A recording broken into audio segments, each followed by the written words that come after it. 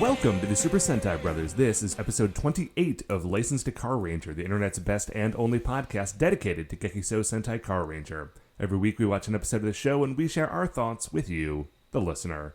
My name is Matt J, and with me as always is my co-host and brother Dave. Dave, how you doing today? Well, I gotta be honest, man. I'm having a little bit of a time. Oh, no. Yeah, well, okay. This is like, hashtag first world problems.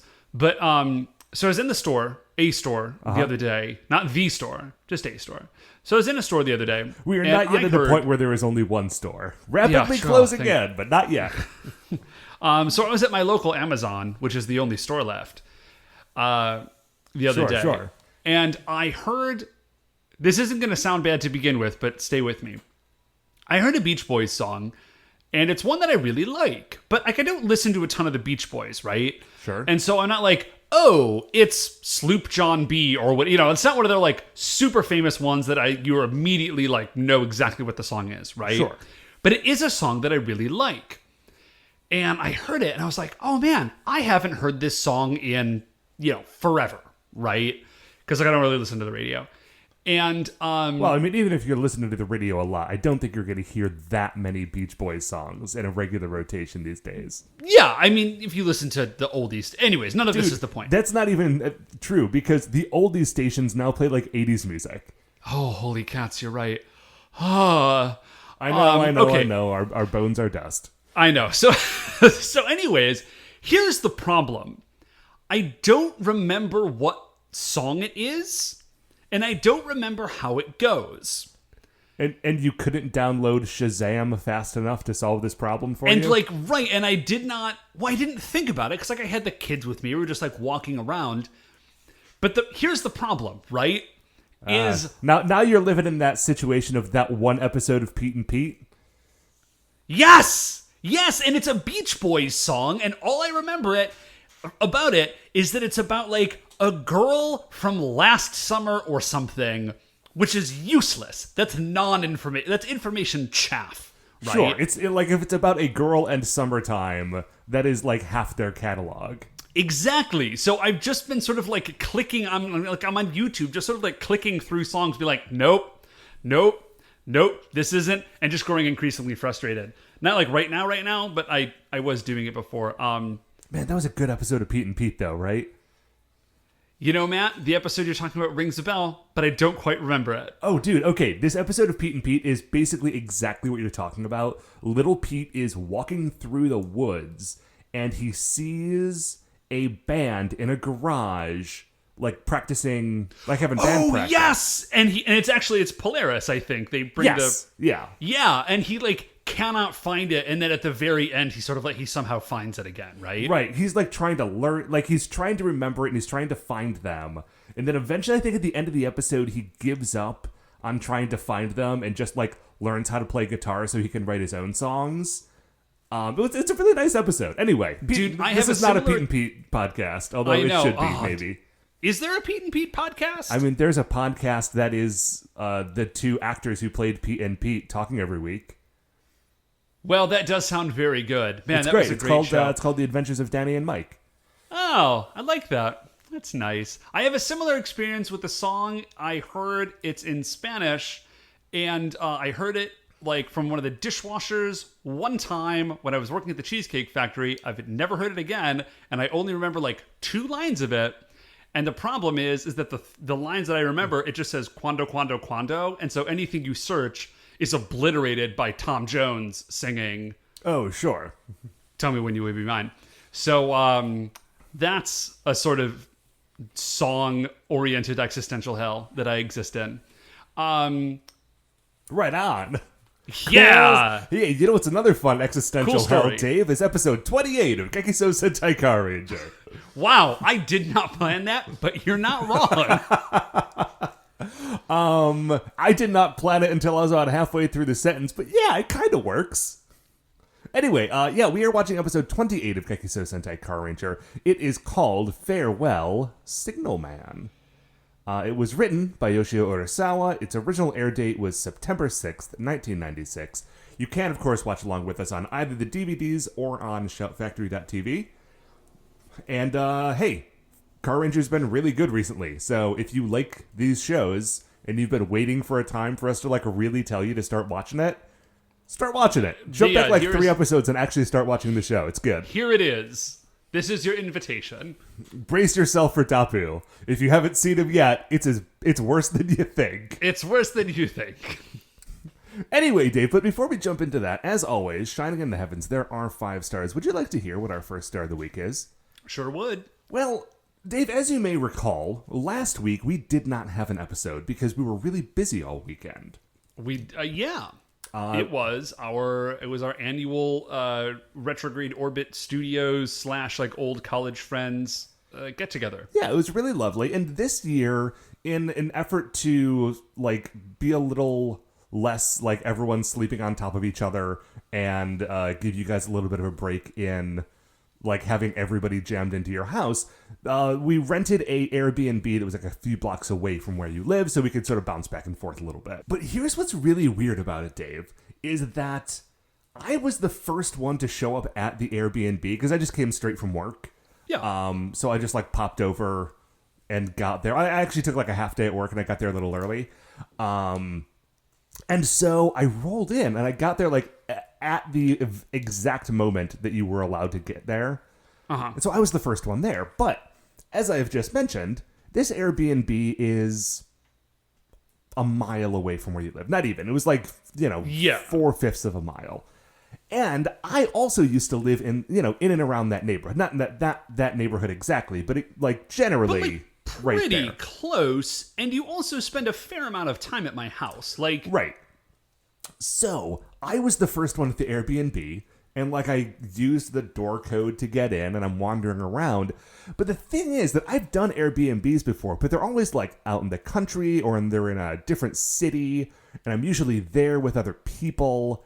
But this was just me going to a house, like a regular house, in a neighborhood that I know, and like opening the door and walking in and wandering around by myself and just like opening cupboards. And it felt really weird. Like it felt like I was like breaking into a place, but like, no, I was supposed to be there. It was like the most gentle breaking and entering ever. Cause I wasn't breaking. You were just entering. I was just entering. Right. It was a really bizarre experience. So there are some Airbnb. I don't know how like much Airbnb you do. But like some Airbnbs are very clearly like nobody lives there. Yeah. Like this is just set up as like a business, as like a mini hotel, and like this is a business that somebody has. Right. And those are the worst Airbnbs, I find, because they have the things in them that if you are not totally thinking about it, you'll be like, oh, this is all the stuff that like someone would want in a weekend. Sure. But like, it isn't actually all the stuff, but the business owner does not think about it because they don't live there. So like perfect example, you and I and Dad, when we did that weekend earlier this summer, that Airbnb did not have a cutting board. Right. And it's one of those things that like you move into a new place and you unpack and you're like, okay, everything's cool. And then a week later, you realize like, oh gosh, I only have one frying pan and I don't have any cutting boards. Like somehow that must have gotten lost in the move, and you go to the store and you pick it up. But if you run an Airbnb, you never have a moment where you're just cooking dinner over there and realize that you need a cutting board. Yeah, precisely. So like the best Airbnbs are the ones where it's like, this is just somebody's house, and like all the things that you need are here because like they're here for them because they live here. Well, okay, yes and no, because that is better in that regard. But on the other hand, it's also much weirder. It's so much weirder because that's definitely somebody's house, and you're just in it. Right, like if you're going to an Airbnb that is not like regularly lived in, you're sleeping in a bed. If you go to an Airbnb that someone is usually living in, you're sleeping in that person's bed. And that's a weird thing to do. Yup. Yeah, it's all very straight. Like, I genuinely, like, Airbnbs, like, beat hotels virtually on all fronts. Like, they're great, but, like... Except for the weirdness factor. There's always a weirdness. Except for the weirdness. There's always a weirdness factor there. There's not a way around it. Yeah. Anyway, Dave, what is our second star of the week? So our second star of the week, I'm having a little bit of deja vu about it. So if I talked about this 4 years ago, please forgive me. Because that's when I would have done it. Beth and I were driving down around, and we see some signs. And they're like election signs, which is why I think I may have talked about this 4 years ago. And the signs just say, cable for judge. And obviously they're just talking about Steve Cable or whatever. Right. They're not necessarily saying, Nathan Dayspring, Charles Ascanison Summers. Yes, they're not like, but they don't say Bob's Cable for judge. They just say Cable for judge. And I just started driving, and I just start laughing. And Beth is like, "You just thought of something dumb, didn't you?" It is like, this sign says Cable for judge. And then she started laughing because she followed me on it. And so I just am imagining. So first of all, I mentally filled in jury and executioner. But not the executioner, because that's a totally different guy. Totally, completely different dude. And also not the jury, like the people in that green armor that fought Spider-Man that one time. Did not remember them. Man, remember Skin? Hell yeah, I remember Skin. Skin was was that great. whole Gen X comic was rad. Anyways, so then I just started imagining a universe in which Cable was also a judge, just in like a small Ohio town, 40 minutes southeast of Cleveland. Well, and Dave, I couldn't just... I don't think that would work out super well, but I do think it would be okay if he was in New York, because I remember from some X-Force comic that, like, Cable has passed the New York bar. Like, he is allowed to practice law in the state of New York. That's the most beautiful thing I've heard all day. I couldn't decide if I liked it better if Cable just like... If it was definitely Cable with his like weird glowing eye and like, techno-organic virus arm in like a judge's robe, or if it was just like full on Lee Field Cable with like giant shoulder pads and like a million pouches, but sitting at a judge's bench with like his man-sized rifle. Well, Dave, I think when I say man-sized, sure. I don't mean sized for a man. The I size mean of the a man. size of. Yeah, precisely. I think either version is good. I think the best version, for me at least, is that he's wearing his full, like, early X-Force costume, and then he has tried to fit the robe on over it, but it can't get on over, like, really over the pouches and shoulder pads, so it's just sort of, like, draped over him awkwardly.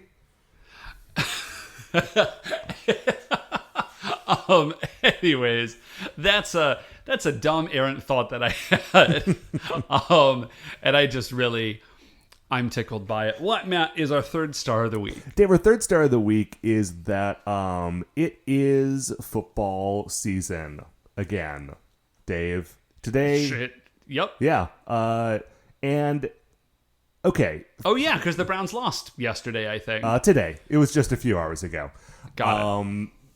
Which I only know because it was on the TV at the laundromat where I was for a couple of hours. Today was a... normally... Well, okay, you don't go to the laundromat. Normally, the laundromat is go and do, like, your clothes. But then, every once in a while, it's go and do your clothes and your towels and your sheets. And that was today, and so it took forever. And so I watched, like, half of a football game while I was doing that. Anyway, it's football season. There's a crispness in the air, etc. Dave, do you remember last year when the Browns started the season... Okay, let me jump back a year further. Do you remember 2 seasons ago where the Browns had not won a game the entire season? I remember that happened. And yes. then the season prior to that, they'd only won like 1 game. There was a period where there had been like multiple Star Wars movies released in between the Browns winning football games. Yes, this sounds familiar. Yeah. That right there is a metric that I can gauge by. So, last year they did this thing where they got these refrigerators. Bud Light and Browns like went in on this thing where they got these refrigerators and they filled them with Bud Light beer and they chained them closed. And this is a very good promotion, by the way. Right, and the lock that held the chains closed was attached to like, it had like a satellite uplink. I forget exactly how it worked. I don't know if it was that high tech. It was attached to some electronic, internet thing. And so the fridge could not be unlocked until the Browns won a game. And then once the Browns won a game, the fridges would all automatically unlock themselves. And then if you happened to be in a bar that had bought one of these fridges or had one of them placed there, I don't know how it worked, the beers in the fridges were free because it was like this big celebration of the Browns winning a game. Finally, this is a very, very good promotion. It's a very Cleveland promotion as well. I would drink that Bud Light. I would drink it. So they did it last year. Huge hit. Everybody loved it. It was a very popular promotion. And so this year they're coming around and they're like, okay, here's what we're going to do. We're going to make these fridges again. But Dave, the reason that it was a good promotion before is because we hadn't won a game in a year and a half. And so, it was very likely that we would go an entire season without winning a game. That would not have been a huge shocker for me. But this year, today's game notwithstanding, I understand that the Browns actually look okay and will probably win at least a few games. So, it feels as though it has completely missed the point of what made it a good idea to begin with, but none of that matters, Dave. Here's what does matter. This has all been lead up to what I'm going to tell you. Uh-huh. The way that they were selling the refrigerators this year was that they had a little pop-up shop. There's a salon on West 25th Street that's currently under renovation, so it wasn't in operation.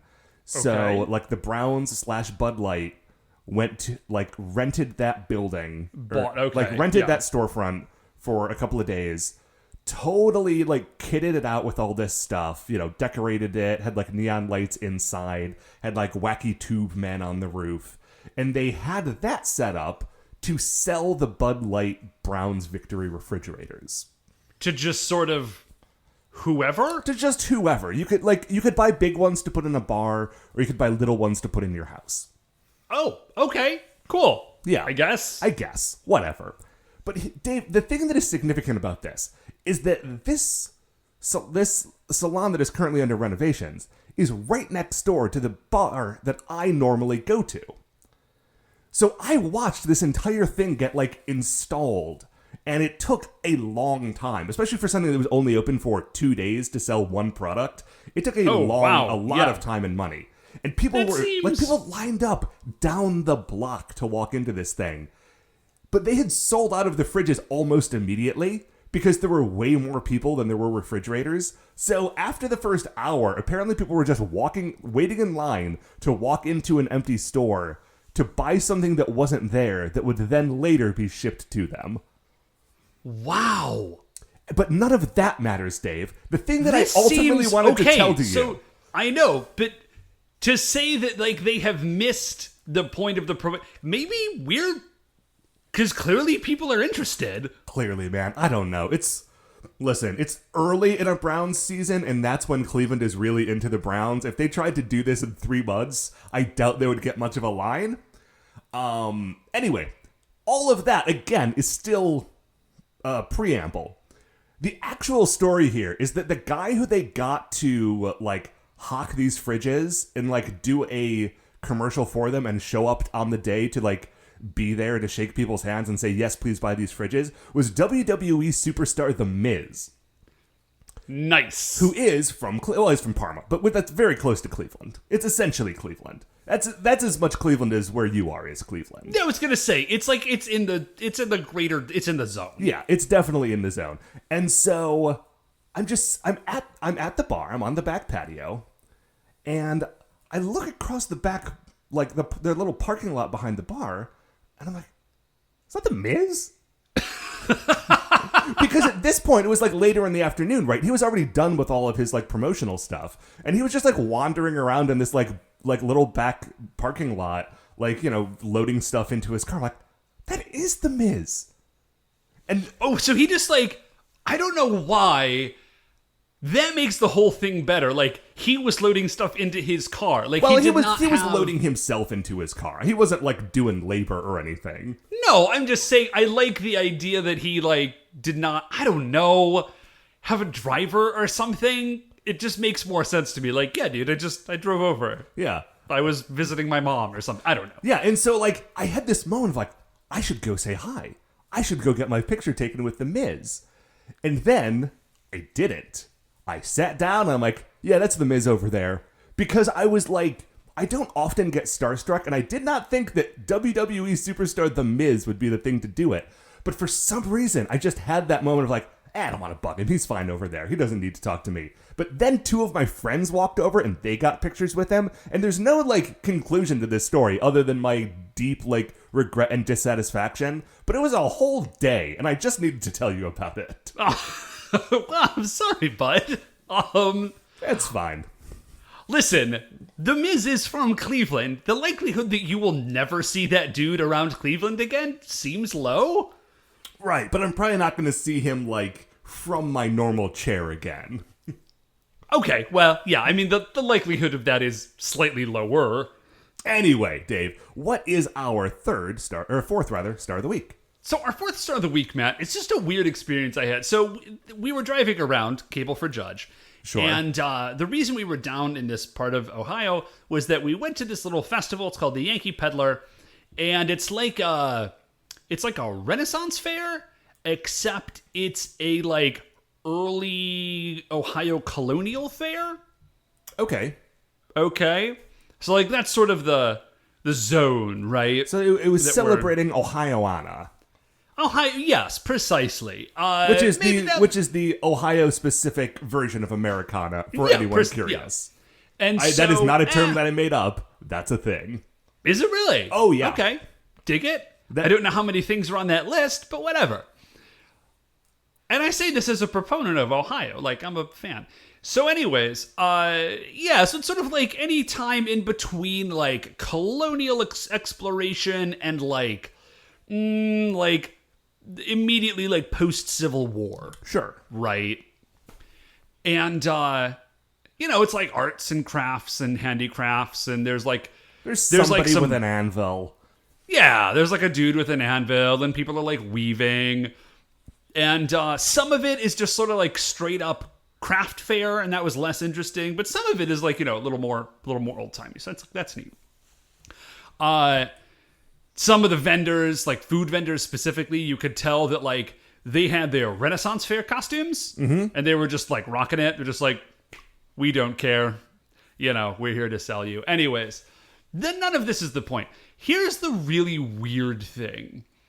There were Civil War reenactors, which in and of itself is not, like, super strange, right? This is, like, period appropriate. Sure.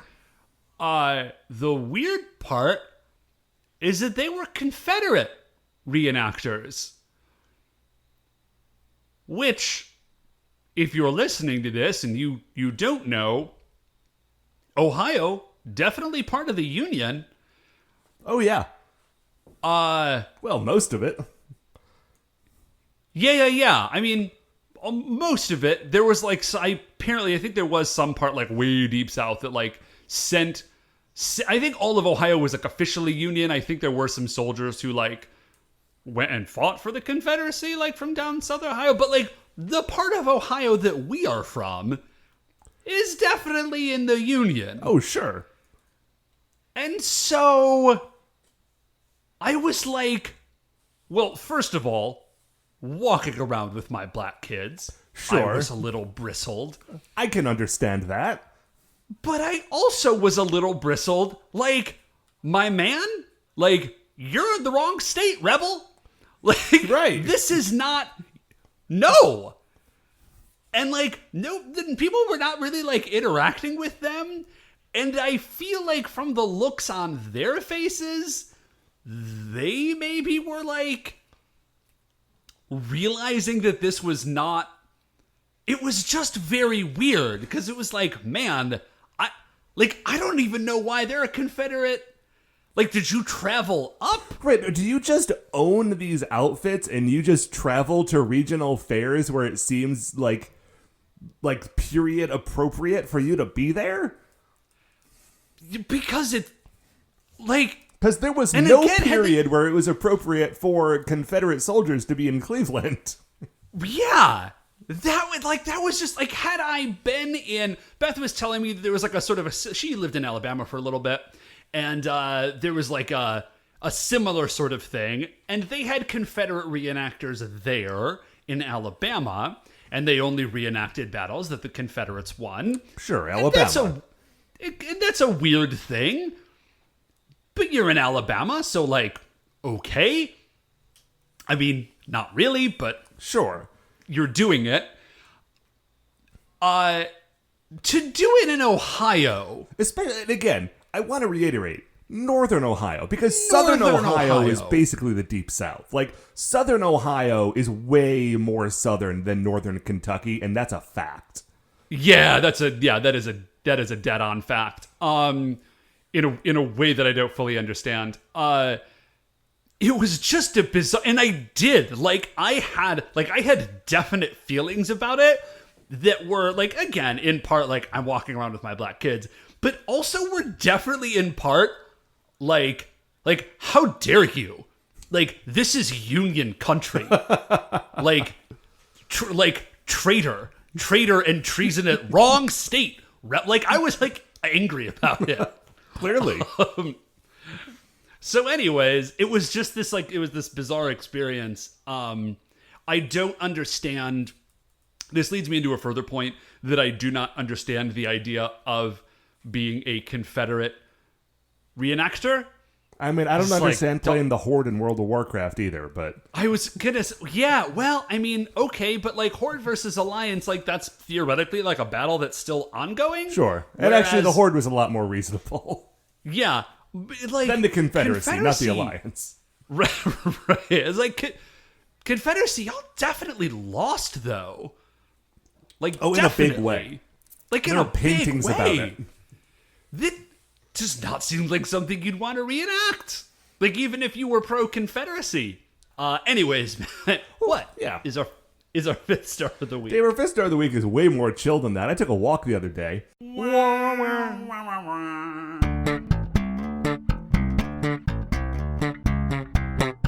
This is a walk update. This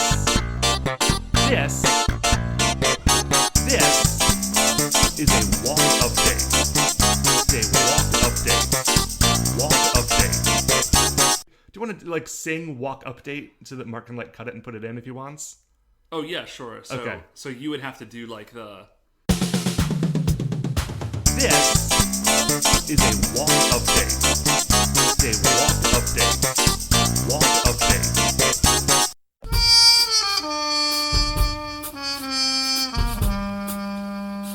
Walk update.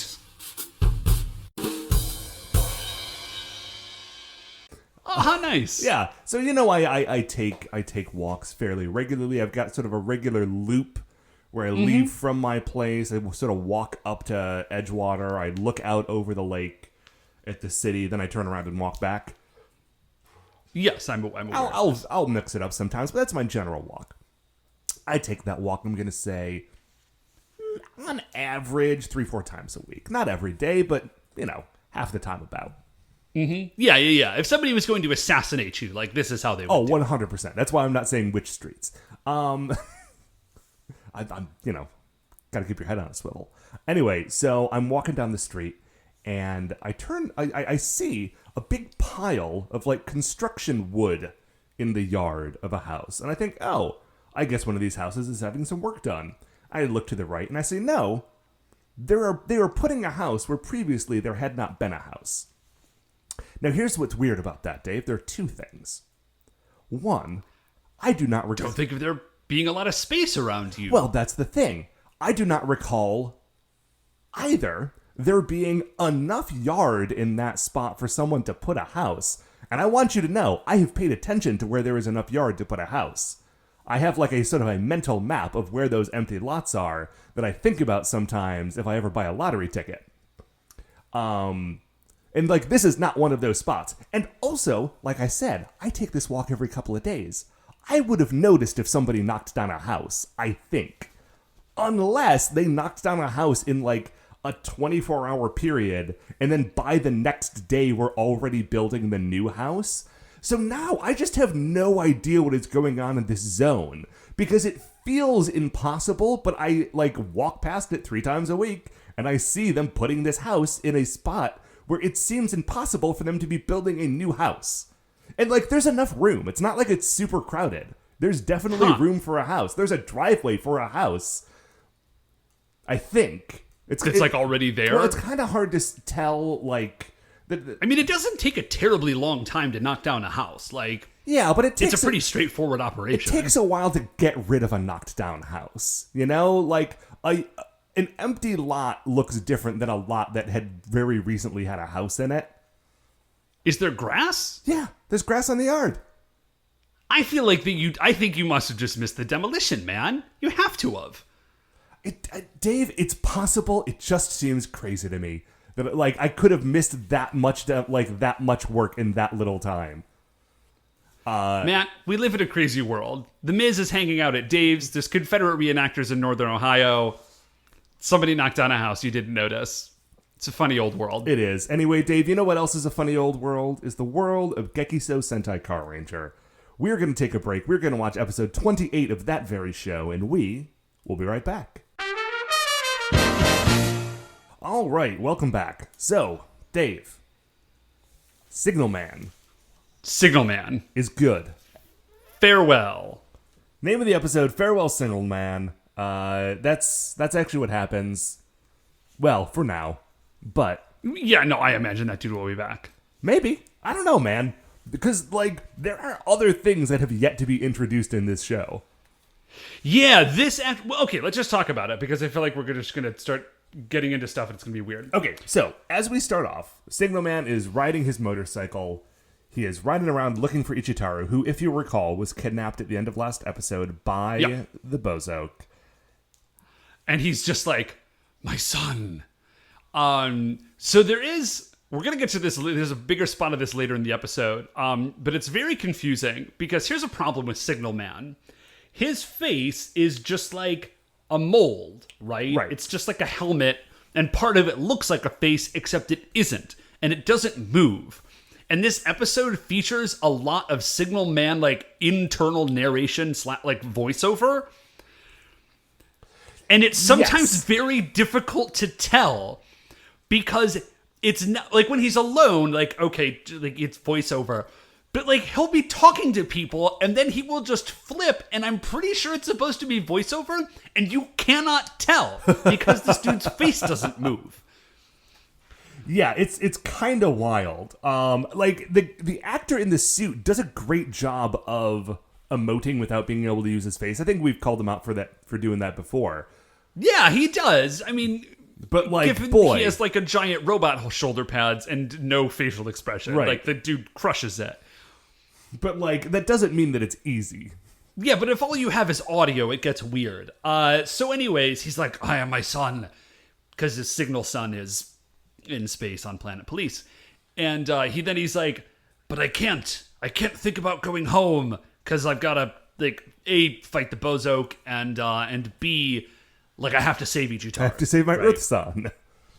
I have to save my substitute Earth son. And then I forgot this from last episode. He's reminiscing. There's a little cartoon that Signal Son drew of Signalman and himself. It's a very good cartoon for a child of that age. And also just adorable. I'm dying. Signalman, just go see. Now it makes more sense. All right, Ichitaru has been kidnapped. Save Ichitaru. Your son is not in imminent death. Save Ichitaru. But then as far as we know, he wouldn't know. He got a letter, so at least in the moment, he's okay. Delivered by the Earth Mail from space. So we cut to Barbarian, and Ichitaru is tied up on a chair. That chair is on what's the word I'm looking for, Dave? A palanquin? A palanquin, thank you. He's tied up in a chair / throne on a palanquin, because he is to be the centerpiece for the Bozoke Festival. Yes. Which everyone is getting super hype about. And it's the annual Bozoke Festival. Mm-hmm. and it is headed up by their chief festival planner. He is described specifically, Dave, as their #1 festival guy. And his name is H.H. Washoishoi. I think the pronunciation is kind of off. And the rest of the Bozoke are going to chant his name later. And so I am not sure if this is like a take on, if this is like a pun based on like a traditional festival chant. That was my guess, but then I did not look it up to check if I was right.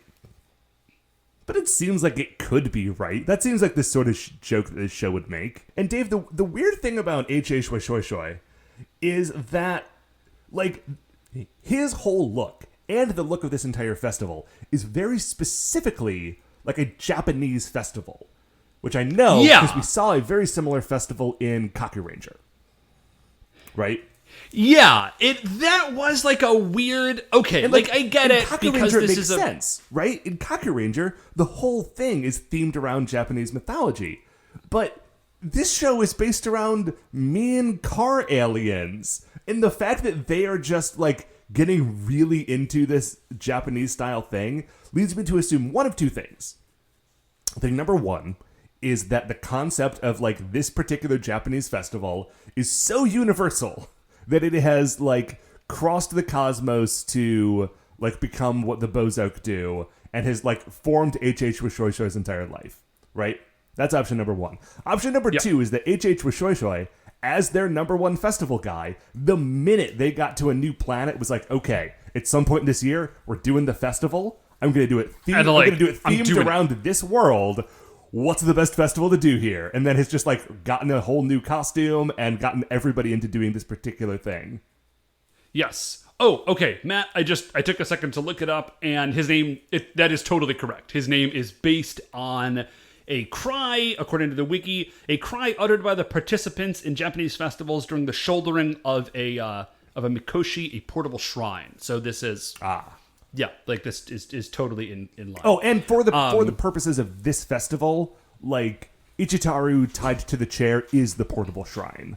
Oh, yes. So here's the plan. He's like, this is going to be great. We are going to blow up this entire solar system, planet by planet, and we're going to finish with the Ursh. It's going to be amazing. And everybody thinks this is killer. So Instructor Richie Hiker, everybody leaves, and they're like chanting. And Beauty Zanette is left, and Instructor Richie Hiker rolls over, and he's like, "Hey, Zanette, what's up with this festival?" And she's like, "Dude, I'm kind of busy." Like, she definitely blows him off. She's like, "Look it up in the Bo Dictionary," which is the best thing. The Bo Dictionary, everybody, is a beautifully and lovingly bound and printed, like, I mean, it's dictionary size. It's huge. Yeah. It's like 1,000 pages, presumably of just like Bozoke specific stuff, and there's just a copy on the table. So Richie Hiker opens it up and flips to the entry on the Bozoke's annual festival. And here's what he discovers. Is that, and I wrote this down, once a year, in order to heal the mind and the body, the Bozoke gather the evil energy in the universe into a... All the evil energy in the universe. Into a special portable shrine. They then ferment it instantly and turn it into a powerful drink. The entire Bozoke drink it together. So, here's what that looks like. Yeah, because that's just what they're saying. Dave, please describe to me what the imagery of this is, because it is harrowing. Yeah, so here's what we see. We see a young boy, and he's tied to a chair. I'm pretty sure we see Ichitaru. Yeah, it's Ichitaru. And then the Bozoke are all like dancing around him and chanting. And then there's red lightning that flashes across the sky, and it strikes Ichitaru. And then all the Bozoke just pull out straws and I think presumably just jam them into his body. Mm-hmm. Yes. And everybody just starts drinking. As though they are giant spiders and he a caught fly. Yeah. And then we slowly get that sort of like fade out transformation. And then we just see like a horrifyingly semi-realistic, just sort of like green, desiccated boy corpse on this chair. And the Bozoke are like, yes, another festival. It was our best one yet. Another great year for the Bozoke. Great job, H.H. Shoy Shoy. We drank that boy right up. Yup. My notes just say in all caps, welp, that's horrifying. Yeah, my notes go into a lot of capital letters here. It's pretty bad. It's all very bad. So we go from there. I mean, spoiler alert, this does not happen. We go back to the base. Everybody's kind of stuck. Like, nobody knows what to do. We see Dapu. He's asleep. Foreshadowing. He's like, oh, I'm tired all the time these days. I don't know what's going on. The Rangers come in. They're like, Dapu, do you know what's going on? He's like, I got no idea. I'm no help. Kyosuke and Yuko walk in, and the other Rangers like, do you know anything? They're like, we weren't able to find him either. Yeah. Dave, at this point, do you think that the Carrangers know that Barabarian exists? Because they're just looking around Tokyo for him. I feel like they can't know that it exists. Like, because they have to know that they're coming from somewhere. And they know that originally they came from space because Dapu said, like, these bad dudes are from space. But, like, if Dapu knows that... Dapu does know about Barabarian. We know he was on Barabarian in the first episode. Yeah, well, Dapu is terrible. Yeah, he seems to have never told them. Because they're just driving around Tokyo instead of flying into space with their giant robot. Yeah, well, it's not as bad as his poor parents, who we're about to see. And they're just, like, desperately wandering around. Oh, they're, like, looking inside of trash cans. They're looking, like, anywhere that he could possibly fit. Even places... Like, calling out for their son. Yeah.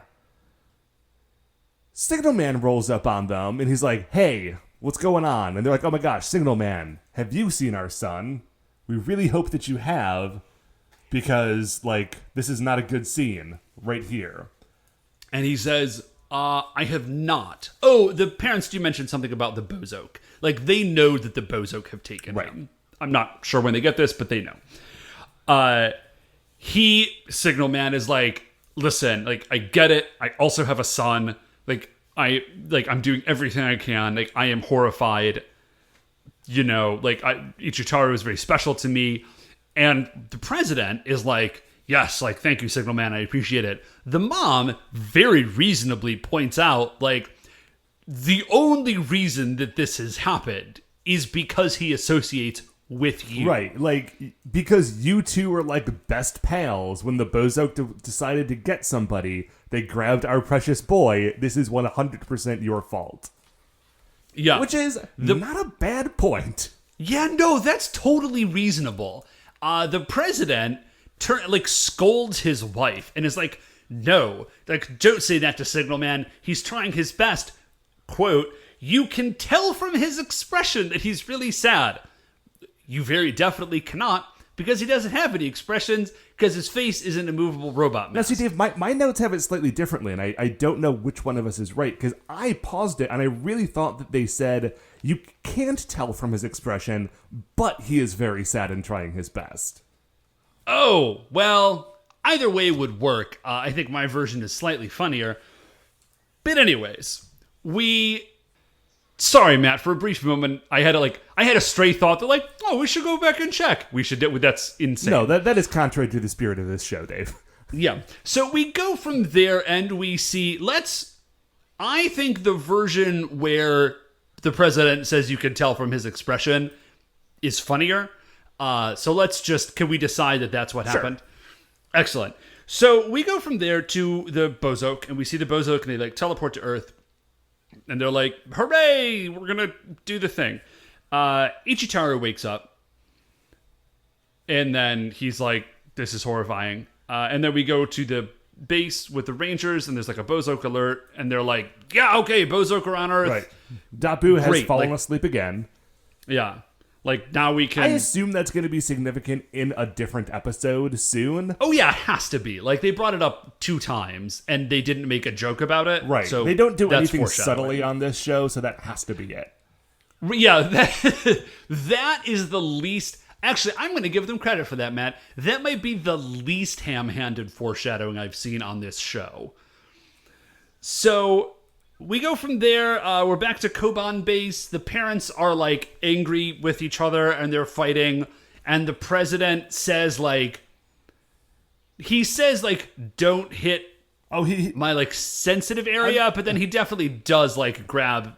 his junk. Dave, the phrase you might be looking for is that he asks her not to hit him in his vital spot. That's the one. Yeah, my vital spot. I just really... So here's what that tells me, which is A, these two have fought before, and B, the president is very aware that his wife fights dirty. Yeah. And is just like, don't do it. It does make him sound like an end-of-level boss in, like, an old beat-em-up game. Like, oh, you got to hit him in his vital spot, and then he'll start flashing red. So the Rangers, like, they transform, like, they're rolling out, and Signalman, this was very good. For a brief moment, I thought he was about to pull them over again. And I was like, dude, Signalman, can we please focus? But he does pull them over, but it's only to, like, reconnoiter with them Ichitaru. Right. So that's great. So they figure out, like, they look at their GPS, and they figure out where the Bozok have landed, and they're driving out there. They show up, and all of the evil energy is coalescing. Like, you can see that start to, like, crackle in the sky. The Rangers and Signalman stand off to the side of the thing. They're sort of trying to figure stuff out, and they actually come up with a plan, like a real honest to goodness plan. And it's Signalman's plan. What he says is, you guys make a flashy entrance, and I will, like, sneak around back and just get Ichitaru. Right, like, distract them with your shenanigans, and I'll do the real police work, basically. Yeah, it's fantastic. And so they do. Like, they go in and they do a super exaggerated version of their roll call. Like, they're not just doing their stances. They're, like, really flailing themselves around. It's a nice touch. And as they're doing that, Signalman sort of circles around, and the Rangers are distracting President Dynamo and Zelmoda and all the Wumpers. He has not, though, managed to distract, I believe it is Instructor Richie Hiker. Yeah. So Signalman rolls around, and he's about to retrieve Ichitaru, but Richie Hiker jumps out and stands in front of Ichitaru and is like, aha, Signalman, like, I'm here. Gotcha. And they're about to get into a fight, and then something extraordinary happens. Yeah, so I'm not sure, like, how they had set up Ichitaru to be, like, the lightning rod for all the evil energy in the universe, but, like, whatever they did, it happens, and it's, like, about to hit Ichitaru, but Instructor Richie Hiker is standing in the way. So Instructor Richie Hiker just, like, he's like Monstar. Like, he just absorbs all the evil energy in the universe. Yeah. And, like, you can see he's, like, all scorched. He's like, oh my gosh, it's too much energy. But because he is not a child who has been prepared for this ritual, he doesn't, like, turn into a strong evil drink that everyone sucks out. And plus, they're all busy, so they can't do it anyway. So he just, like, gets zapped with all the evil energy and then kind of collapses off to the side. Now, this is bad for 2 reasons. Well, I mean, it's good for several reasons. It's good because in this moment, Signalman is able to rescue the innocent boy. Right. It is bad for the Bozok for 2 reasons. The first is that, like, it kind of takes Instructor Richie Hiker out of the game, seemingly. The second is that for whatever reason, like, it doesn't ferment in his body, or they are unwilling to drink it. And they're all, like, real upset about this. They're like, dude, we do this once a year. It is our favorite thing. You have ruined the festival, and there is no, like, evil vodka for us to get, like, real turned up on. Right. You've ruined this whole thing. I did in this moment have a thought, because you know how in Barbarian, like, their headquarters is a bar? Yeah. And before we saw, like, the full extent of what this thing is, when I saw the phrase, like, oh, it becomes a strong drink that all the Bozok drink together, I was wondering if, like, everything that they drank in that bar was the stuff that they derived from the festival. I don't think that's the case, but I think it would have been a fun idea. Oh, man, that would have been really good. But no, I feel like they established that, like, it's a once-a-year thing, and then they just, like, they drink it all, like, right then. Yeah. Okay, so Signalman and Ichitaro are running away, and they sort of get clear, and they have a moment to, you know, like, hug. Signalman hugs way too hard because he's, like, calibrated for hugging his own robot alien son, I think. Yeah. Yeah, and Ichitaro's like, dude, that's a little much. And they have a little chat, and Signalman says, listen, I really want to go see my son. You know I've got a kid on another planet, but, like, I just can't go when all this stuff is going on. And they're kind of in the middle of this conversation when they get attacked by HH Washoshoi. Yeah, there is a brief moment where, like, they shake hands, and it seems like Ichitaro is like, I get it, but you are making the right decision. Like, you need to stay and fight evil. Mm-hmm. So, HH Washoshoi attacks. It's a really good fight. It's actually, I think, top 2 or 3 fights I think that we've seen in Carranger. Like, there's just a lot of back and forth, like a lot of really great, like, suit actor action, especially considering that, like, HH Washoshoi is not like a super limber costume. It seems. Yeah, I think it's mostly, like, easy to move around in, but it does have, like, a big weird head that is kind of wobbling around that he's using as, like, a yeah, it sort of weapon. leans into that. There's a lot of head-oriented attacks. But it's a really cool fight. Like, it's a lot of back and forth, like, you know, it's cool. And then, but he does lose. HH Washoshoi does eventually. And he eats some Yokan, and he's giant, and then they summon RV Robo. And then there's a really good fight with HH Washoshoi and RV Robo, too. And I was okay, this is a very weird thing. I had this realization. I am always cognizant of the fact that the monsters have a suit actor, right? Right. But because you see the giant robots so frequently, I think of them as characters first. And I do sometimes forget that RV Robo has a suit actor. I understand what you mean, yeah. Like, obviously not complete. Like, I don't think they have an actual robot. But, like, yeah, because, like, RV Robo primarily occupies a space in my head of, like, oh, a character. Right, and also, the thing with the giant robots is that even the ones that are more limber very rarely have the opportunity to, like, do flips and stuff. You know? So, yes. like, you're not seeing the suit actor, rather, do, like... You, like, do a lot of like, stuff. There's definitely cool stuff that they do, but it's not as, like, oh my gosh, did you see that monster do a backflip? Yeah. Anyway, you were saying about the suit actor. Oh, anyways, they do a great job. Like, there's some very cool stuff in this fight. And then HH Washoshoi drops an awesome attack. It's one of my favorite monster attacks I've ever heard of, just because of the name. And it is the Festival Booth Stand Cherry Candy attack. And he basically just, like, wraps them up in weaponized cotton candy. Yeah, and then he's closing in. He's like, I'm going to eat that cotton candy. Which, and while he's doing this, Signalman is summoning Carranger. Yeah. But, like, it does make me wonder, have you somehow, like, transformed, like, under that, under the cotton candy that you've put on top of RV Robo, has RV Robo magically transformed into cotton candy itself? Because otherwise, because if not, like, you eating the cotton candy just gets him free, and then he can kill you. Yeah, it is ultimately a moot point because Carranger arrives and Signalman cuts them free, and then Carranger just ends H.H. Shui. Like, he does not, like, there's not a fight. He, like, hits him one time and then is like, I will destroy you with Siren Vulcan, and then does that. Yeah. Man, he shouldn't have messed with Ichitaro. You should not have. Okay, so speaking of Ichitaro, after the fight, Ichitaro goes and finds his parents. They are, like, so thrilled to see him. While they are being reunited, Signalman, again, is thinking of his own son and how much he longs to be reunited, but just can't let himself do it. Yeah.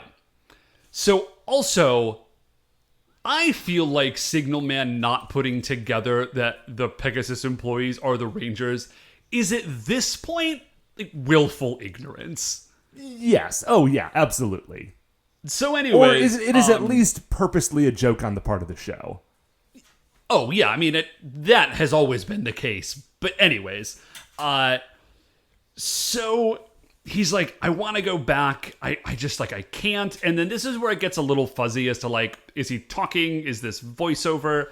Because what he says is, again at this year's sports festival. Like, once more, I cannot do the three-legged race with you, my Signal son.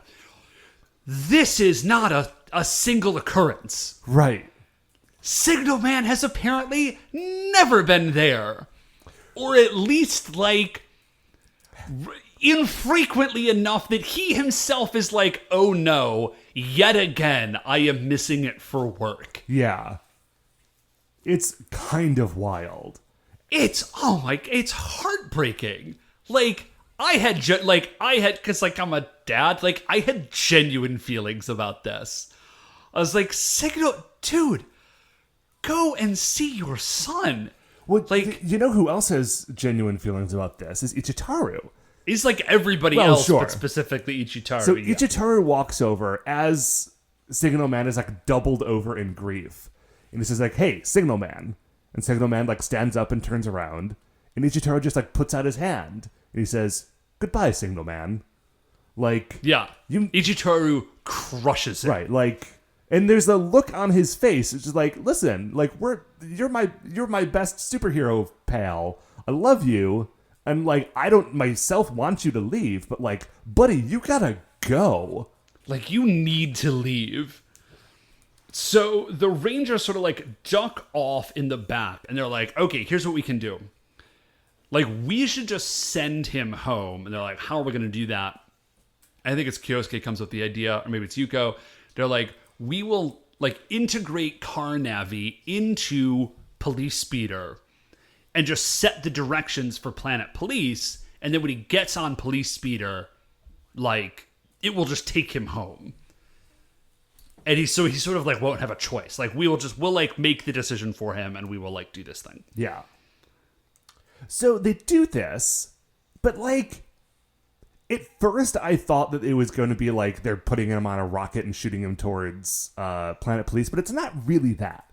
They come back around with the motorcycle and they say, "Hey, I know that you kind of want to stay, but it seems as though Police Speeder would really rather go home." And, like, Signalman, like, talks to Police Speeder. He's like, is this so? And Police Speeder's lights kind of flash at him. So is Police Speeder, like, semi-autonomous? Because I didn't know that. Yeah, I mean, I guess Police Speeder is like Thunder Dragon and Crashing Dragon. Whatever those carts are. Whatever those are. Dude. So, I mean, I think we put this together before that, like, Signalman is probably, you know, he's like the Chemical King / Bouncing Boy / Lightning Lad of Planet Police, right? Right.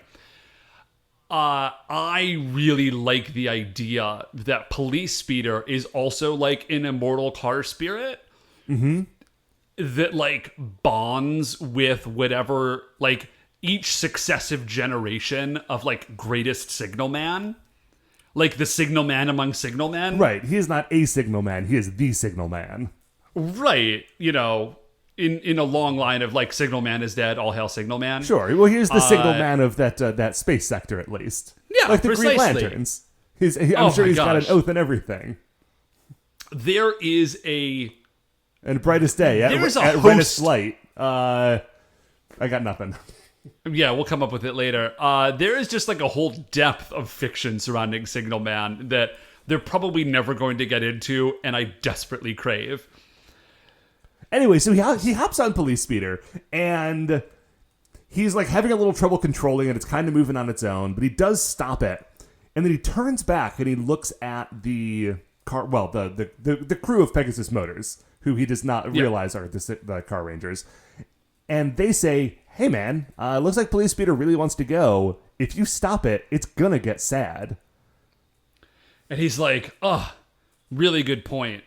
So he just sort of lets it, he gets on and he's like about to roll away and he's like, hey, Pegasus Motors employees, if you ever see the Carrangers, like, tell them hey for me. And they're like, yeah. Yes, sure. We will. If we ever see them. If we happen to see them, which is not guaranteed, we will absolutely pass along that message. It's great. And in that moment, either Signalman could absolutely know who they are, but just decide to leave without confirming it, or he's just a big idiot. Who knows? Yeah, it's great. So, I thought this was going to be the end of the episode. It isn't. We go to Barabarian, and we see the BB Saloon, and Instructor Richie Hiker is, like, all wrapped up in bandages, and, like, his eyes are glowing, and he's, like, flailing around, and then we sort of see in his mind's eye, and Instructor Richie Hiker is seeing some stuff. Right, he's having a vision of, like, a robot dragon destroying things. Yeah, it's like some crazy Mechagodzilla, and so he's, like, flipping out, and they're all, like, looking at him and be like, oh, man, Instructor Richie Hiker, like, are you okay? And then he sort of, like, explodes up, and then you just see his feet, and, like, all the bandages fall off, and everybody's like, whoa. And then we see that he's a chroma variant Instructor Richie Hiker now. Yes, instead of, like, white and blue, he's now, like, black and gold. Maybe still white, but definitely gold instead of blue. Yes, looks real cool. It's a cool look. And, I mean, we mentioned before that Instructor Richie Hiker does look very cool, and this is even cooler. And he's, like, clearly has leveled up by turning into evil vodka for blood, I guess. And, yes. And he's like, okay, now I've really got a plan to destroy the Carrangers. Which I really like, because of the characters that this could have happened to, like, President Dynamo was already the boss, and he was, like, already dedicated to doing stuff. Zelmoda is already, like, dedicated to doing Bozoke stuff. But Richie Hiker was never really dedicated to doing Bozoke stuff. He was just there because he was being paid to be there. Like, every episode that he has a plan, he's never really that committed to his plan. So the idea that now Instructor Richie Hiker is, like, super pumped up and more evil and more committed to his job, like, that is the thing that is scary.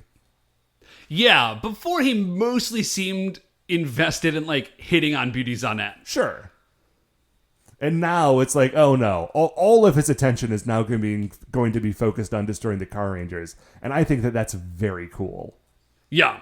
So that is the actual end of the episode. Yes, but David, it's not the end of our episode, because first, you and I need to determine where H.H. Washoishoi lands in the Creature Royale. And he's kind of a mixed bag, right? Because the point of this episode is about, like, Signalman stuff, and the end of the episode is Instructor Richie Hiker stuff. Yeah. Like, we never get, although the fights that we get with H.H. Washoishoi are cool, like, the only thing that we see is, like, well, he likes festivals, and he can, like, shoot cotton candy out of his hand, and he does great headbutts. And the guy in the suit is good at flips. But that's kind of all we get.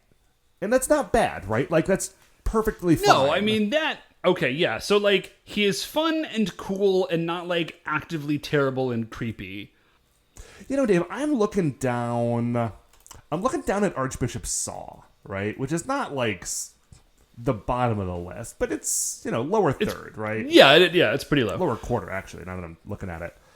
Dude, there are 170 dudes on this list at this point. Okay, so Archbishop Saw is at number 136, or 135, rather.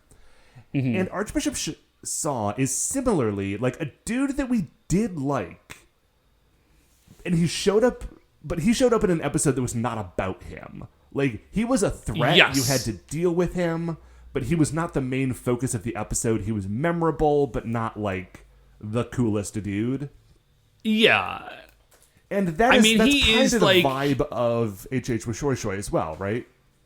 Yeah, I think so. I don't think he's as cool as Archbishop Saw. Archbishop Saw is like the crazy, like I don't get Palpatine vibes off of H.H. with yeah, Shoi Shoi. precisely. Like but like H.H. with Shoi Shoi is cooler than Man of Jars and Sergeant Cannon. Absolutely, yes. So, Empress Juza. No, I think Empress Juza still beats him out. Okay, so you want to put him at 138 between Empress Juza and Bara Builder? Yeah, I mean Empress Juza I think is still again like if she had only shown up for a single episode, I think he may have beat her, but she's like a big part of Jetman, right? Like she's around for a while. She has some significance that HH with Shoi Shoi sort of doesn't have. Right. So so spot 138 again out of 170. Yeah, the increasingly unmanageable Creature Royale list. Yeah, man. Although, dude, I will tell you what. Now that we are sort of at the end of this episode and about to go into our closing, very excited because like this is the mid-season pivot, right? Like we've been kinda waiting for it, and this is the wow. Like yeah, this is definitely it. Yeah, like I mean, I would maybe in 3 episodes I will prove to have been made the fool, but it does seem definitely like we're in the pivot moment now and heading into like Act 2 or 3 or whatever, like no, dude, phase. we definitely like it. Richie Hiker has transformed. He is the new. They wouldn't have, in probably like big villain. Right, they wouldn't like, have painted him if they weren't going to have that stick around. Yeah, right. No, this is the mid-season pivot. It's at the right time. I'm very excited. This is when all these shows like really pick up and get rad. Yeah. Well, Dave, that is going to do it for another episode of Licensed to Carranger. Before we finish up here, I'd like to remind you all that you can email the show at supersentaibrothers@gmail.com. If you want to get any updates on future episodes or check out the things we're talking about on Twitter, we are at Super Sentai Bros. If you want to get in touch with Dave about the playtest for the tabletop role-playing game that he made, Go Sentai Heroes, Dave, what can the people do? If you could just email me at gosentaiheroes@gmail.com. That's all one word with no punctuation. I will get that info out to you, and I'd be delighted to hear back about what you think. Right on. If you like the show, please remember that shining in the iTunes review section, there are 5 stars. Please rate, review, and subscribe there or wherever it is that you get the show. That would be very cool of you. The Super Sentai Brothers are a production of Retrograde Orbit Radio. To listen to all the other great Retrograde Orbit Radio shows, you can do that at retrogradeorbitradio.com. Once again, we are the Super Sentai Brothers. I'm Matt. I'm Dave. And we'll see you next week for the greatest show on Earth.